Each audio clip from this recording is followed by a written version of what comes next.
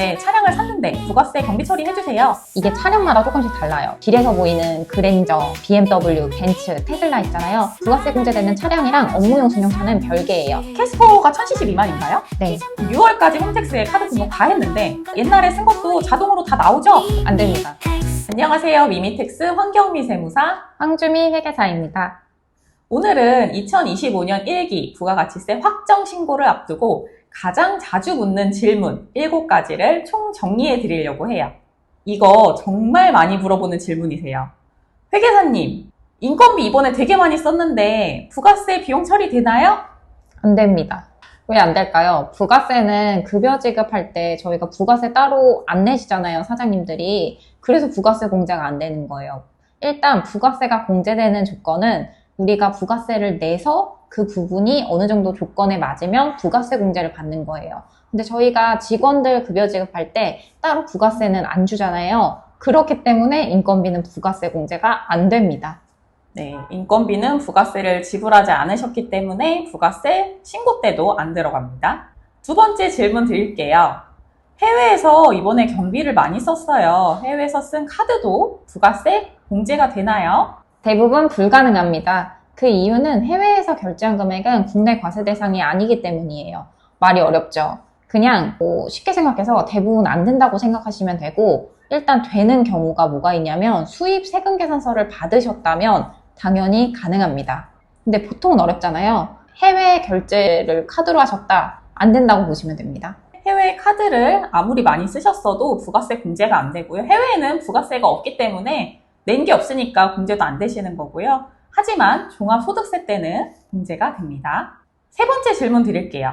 이번에 상반기 때 차량을 샀는데 회계사님 부가세 경비 처리 해주세요. 반은 맞고 반은 틀리다고 말씀을 드릴 수 있는데 이게 차량마다 조금씩 달라요. 여러분들이 아시는 레이, 모닝, 캐스퍼 이런 경차들, 그리고 포터, 봉고 이런 거는 부가세 환급이 가능해요. 그리고 카니발 9인승 있죠? 그것도 가능해요. 근데 우리 이제 길에서 보이는 그랜저, BMW, 벤츠, 테슬라 있잖아요. 부가세 공제가 안 됩니다. 부가세 공제되는 차량이랑 업무용 승용차는 별개예요. 우리가 그냥 생각했을 때 부가세 공제되는 차량은 경차, 봉고, 포터, 화물차 요 정도라고 생각하시면 좋습니다. 회계사님 근데 캐스퍼가 1000cc 미만인가요? 네. 아, 근데 네. 캐스퍼 전기차는 네. 아닌 걸로 알고 있어요. 아. 캐스퍼 전기차는 경차가 또 아니에요. 네. 근데 캐스퍼 그 내연기관차 있죠? 그거는 경차에 해당이 됩니다. 1000cc 미만이나 9인승 이상만 되신다는 점 알고 계시면 돼요. 네 번째 질문 드릴게요. 이거 정말 많이 물어보는 질문이세요. 지금이 7월 25일이 6월까지 부가세 신고하시는 거잖아요. 6월까지 홈택스에 카드 등록 다 했는데 옛날에 쓴 것도 자동으로 다 나오죠? 이렇게 물어보시거든요. 안 됩니다. 왜냐면은 홈택스가 여러분들이 생각하시는 것만큼 그렇게까지 또 똑똑하진 않아요. 이런 부분에 대해서는. 예를 들어서 뭐 사장님이 6월에 카드 등록을 해놨어요. 까먹고 이제 6월에 등록을 해놨으면 홈택스에서 조회 가능한 거는 그 등록한 달에 1일부터 조회가 가능해요. 6월 15일에 등록을 했어요. 그러면은 6월 1일부터 카드 조회 가능합니다. 따라서 부가세 신고를 누락 없이 하시려면은 사장님께서 1월부터 5월분에 대해서는 카드 내역을 엑셀 파일로 세무 대리인에게 주셔야지 안전하고 정확하게 부가세 신고가 가능하니까요. 꼭 엑셀 파일로 부탁드릴게요. 이것도 많이 물어보세요. PDF나 팩스로 주는 게 더 편한데 팩스로 주면 안 되나요? 사실 되죠. PDF, 팩스 되는데 그렇게 할 경우에는 저희가 부가세 신고 같은 경우에도 그렇고 종소세 신고도 그렇고 껌껌이 다 모든 비용을 봐서 검토를 해드려요. 근데 이제 PDF나 그런 팩스 같은 경우에는 저희가 수기로 보다 보니 컴퓨터보다는 당연히 정확할 수가 없잖아요. 그러면 누락이 될 수도 있어요. 그렇기 때문에 사장님들께서 누락 없이 안전하게 공제를 받고 부가세 신고를 하실 예정이시라면 꼭 엑셀 파일을 부탁드릴게요. 다섯 번째 질문 드릴게요. 사업자 등록이 없는 사람한테 물건을 샀는데 부가세 경비 처리 되나요? 대부분 안 된다고 생각하시면 돼요. 그냥 안 된다고 생각하시는 게 마음이 편한데 그 이유가 뭐냐면 우리가 일반적으로 개인이라고 하면은 중고거래 많이 하시잖아요. 대표적인 게 당근이죠. 거기서 저희가 개인한테 살 때 부가세 따로 내면서 사진 않잖아요. 그래서 부가세 공제가 안 되는 거예요. 우리가 부가세를 내지 않았기 때문에. 근데 이게 되는지 모르겠는데 간혹 당근에 뭐 사업자분이 계세요. 그래서 거기서 사업자로부터 물건을 샀을 때 세금 계산서를 발행해 주신다고 해요. 그랬을 경우에는 내가 적격 증빙도 받았고 부가세도 냈잖아요. 그러면 부가세 공제가 가능합니다. 하지만 그 외에 내가 뭐 이 사람한테 현금을 주고 샀다. 그리고 카드를 내고 샀다 했을 때 내역이 없어요. 적격 증빙이 없어요. 이랬을 경우에는 부가세 공제는 안 되지만 내가 실제로 업무용으로 사용을 했고 계좌이체 내역 거래든 카드로 결제를 했으면은 종합소득세에서는 비용 처리가 가능합니다. 제가 실제 어제 있었던 일이 갑자기 생각났는데 이분은 세금 계산서를 상대방한테 받아서 부가세 신고를 작년 거를 이미 다 완료를 하셨어요. 근데 세무서에서 전화가 와서 내용을 보니까 상대방이 알고 보니까 간이 가세자였던 거예요. 그 상대방이 일반 과세자인지 여부도 꼭 확인하시는 게 좋으실 것 같아요.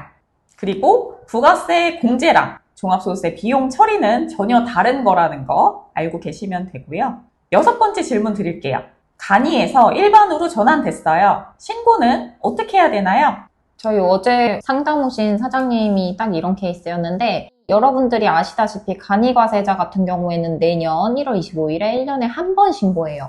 근데 이렇게 사장님 케이스처럼 1월부터 6월은 간이었어요. 그리고 7월부터 일반과세자로 갔을 경우에는 그 1월에서 6월 간이에 대한 분은 일반과세자랑 똑같이 다음 달 7월 25일에 신고하고요. 이제 7월부터는 사장님이 일반과세잖아요. 그럼 똑같이 일반과세자로 신고하시면 됩니다. 저 이런 분도 봤어요. 1월부터 6월 중간에 4월쯤에 간이에서 일반으로 간이 포기를 하셔서 전환되신 사장님이 계시더라고요.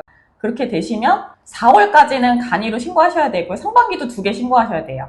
5월, 6월은 일반으로 두 가지로 나눠서 과세 형태에 따라 나눠서 신고하셔야 됩니다. 7번째 질문 드릴게요. 이것도 정말 많이 물어보시는데 폐업을 했는데 세금 신고를 꼭 해야 되나요? 네, 해야 됩니다. 이게 저희 종합소득세 신고할 때도 그랬고 이번에 부가세 신고 접수 받으면서도 이것도 되게 질문 많이 하세요. 요즘에 불황이다 보니까 폐업하시는 사장님들도 꽤 많으시거든요. 여기서 오해가 한 가지가 있어요. 일단 폐업을 하면은 세금 의무가 없어지겠지? 라고 생각하시는데 폐업을 하셔도 부가세 신고랑 종합소득세 신고 의무는 그대로 남아있어요. 사장님이 예를 들어서 4월에 폐업을 하셨어요. 그럼 폐업한 달에 그 다음 달에 25일까지는 부가세 신고를 하셔야 되는 거예요. 4월에 폐업하셨잖아요. 그러면은 그 다음 달인 5월 25일까지는 부가세 신고를 꼭 하셔야 되고 그 다음에 5월에 종합소득세 신고까지 하셔야지 세금 의무가 없어지는 거예요. 제가 추가로 한 가지 더 말씀드리면 이거는 폐업하시는 분들이신데 개업하시는 사장님들도 부가세 환급 신청을 하실 텐데 환급 신청도 마찬가지입니다. 환급 받으시려는 달에 다음 달 25일에 환급 신청하시면 한 달 내에 환급 신청 가능하시니까요. 그것도 한번 꼭 챙겨주세요. 그래서 개업하실 때도 폐업하실 때도 사건이 발생한 다음 달 25일 기억하시면 됩니다. 부가세 신고가 늦으면 페널티가 있습니다. 무신고 가산세가 납부세액의 20%가 붙고요. 납부 불성실 가산세가 미납세액의 하루에 10,000분의 2.2씩 올라갑니다. 그래서 제가 제일 자주 말씀드리는 것 중에 하나가 기한 내에 신고하시는 것이 가장 큰 절세 방법이라고 늘 강조드립니다. 부가세는 세무대리인과 함께 하시는 거를 추천드려요. 일단 여기서 다 그러는 건 아니고요. 셀프 신고가 약간 두려우시던가 아니시면은 한번 부가세 신고 잘못하셔서 가산세 맞으신 사장님들 계실 거예요. 그럴 경우에는 세무대리인과 함께 하는 게 안전하고 절세하시는 방법일 수도 있으니까 한번 참고해 보시고요. 그리고 저희 미미텍스도 부가세 신고 접수 받고 있습니다. 댓글에 네이버 폼과 수수료 글 있으니까요. 관심 있으신 분들은 참고해 주시길 바랄게요. 오늘 영상이 조금이라도 도움이 되셨으면 좋겠고요. 저희는 다음 영상에서 더 유익한 정보로 찾아올게요. 또 봐요, 우리!